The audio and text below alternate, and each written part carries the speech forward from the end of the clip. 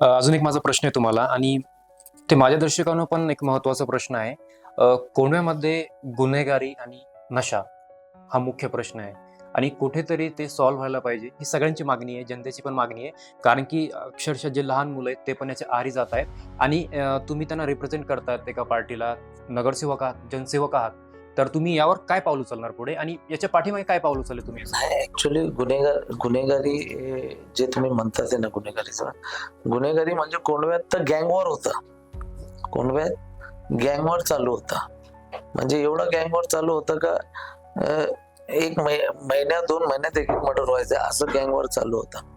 जेव्हापासून आम्ही 17 पासून आम्ही नगरसेवक झालेले तेव्हापासून तुम्ही बघा, ते गँग वॉर जे होते, जे गँग वॉर जे कंपनीज होते ते सगळे मुले आता काम धंद्याला लागलेले. म्हणजे आम्ही बघा, शेवटी सगळ्यांना माहिती आहे, पॉलिटिशियन असलं तर काय पण करू शकतो. म्हणजे भांडणं पण लावू शकतो स्वतःसाठी, नाही का, आणि एक चांगलं पण का. पण आम्ही नगरसेवकांनी असं कधीच नाही केले. आम्ही सगळ्यांना घेऊन काम केलेले संगती.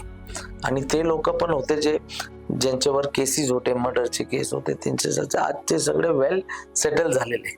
ते अजिबात त्या बाजूला बघतच नाही.